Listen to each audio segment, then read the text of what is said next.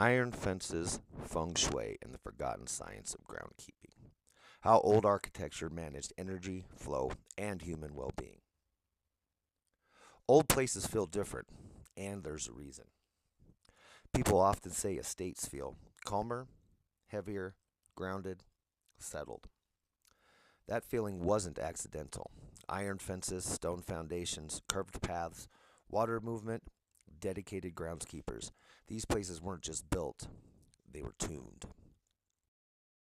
Wrought or wrought iron, function before beauty. Wrought iron, often called wrought iron, was chosen because it is conductive enough to matter, has a high magnetic permeability, absorbs stress instead of snapping, and ages without losing integrity. Unlike cast iron or modern aluminum, wrought iron interacts with the fields instead of ignoring them. This made it ideal for fences, gates, railings, or thresholds. It didn't block energy, it regulated it. Did iron fences ground out unwanted energy? Yes, passively and continuously. Old iron fences were embedded into stone, anchored directly into soil, in constant contact with moist earth. This allowed static charge bleed off, electric old potential equalization, reduction of environmental field buildup. Not a modern grounding rod, but a distributed grounding network. Think field stabilization, not shutdown. Iron as a field damper, not a cage. Iron behaves very differently than copper. Copper accelerates energy, iron slows, absorbs, and redirects. That's why iron was used at property edges, gates, windows, and balconies. It smoothed transitions instead of creating hard stops. The goal wasn't isolation, it was coherence. Shape matters. How iron directed energy. Old ironwork was rarely straight. Instead, you see spirals, curves, loops, symmetry, and repetition. This matters. Why does this matter? Because sharp angles concentrate stress in fields, curves distribute smooth flow, spirals guide movement without reflection, and symmetry stabilizes oscillation. These shapes also mirror natural growth, cymatic patterns, wave behavior, sacred geometry. Iron wasn't just material, its shape functioned as a passive guide. Fences and gates as energy filters. Iron fences weren't walls. Iron fences weren't walls, they were filters. Crossing a gate meant leaving public chaos, entering regulated space. Humans are bioelectrical systems. Our nervous systems respond to boundaries, symmetry, and predictability. Old architecture stabilized people by stabilizing space. The groundskeeper, the original systems engineer. A groundskeeper didn't just cut grass, they managed soil health, conductivity, water flow, charge movement, vegetation density, field interference, iron continuity, grounding integrity, pathways and symmetry, flow channels. The land itself was a circuit. In modern language, they were environmental electrical engineers. Case study. The Biltmore Estate. Biltmore wasn't just massive, it was precise. Notice extensive wrought iron fencing, heavy stone everywhere, layered thresholds, engineered water movement.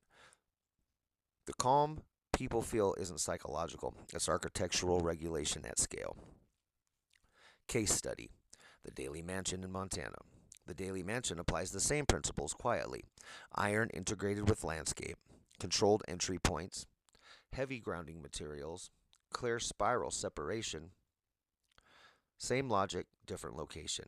That means this knowledge was shared, not isolated. Enter Feng Shui.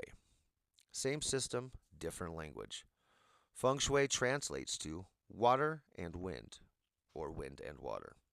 It isn't mystical, it's a symbolic framework describing flow, containment, balance, and environmental feedback. What Western estates practice empirically, Feng Shui codified. Qi, flow, not magic. Qi isn't supernatural energy. It represents air movement, water flow, heat, sound, human movement, and nervous system responses. In modern terms, Qi is environmental signal flow, exactly what iron fences, paths, and groundskeeping manage. Metal in Feng Shui, and iron in estates. In Feng Shui, the metal element represents structure, boundaries, order, and containment. Metal is placed to calm chaos, protect thresholds, and define edges without blocking flow. That is precisely what wrought iron fences did. Shape theory.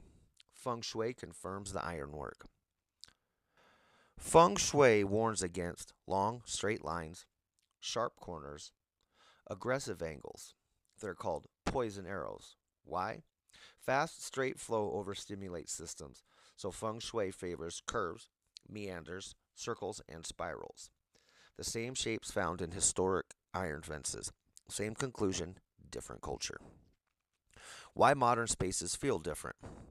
Modern architecture often isolates systems, ignores land scale grounding, uses aluminum and composites, and removes continuity with earth. The result? More interference, less coherence, cleaner lines, harsher feeling. Efficiency has replaced balance. The real meaning of groundskeeping. A groundskeeper didn't just maintain land, they kept the ground stable, preserved flow, maintained grounding, protected thresholds. So, yes, in essence, they were electrical engineers, just without equations. Their schematic was the fence, the path, the water, and the land. Different cultures, different symbols. Same understanding. Shape the space correctly, and the people will stabilize automatically.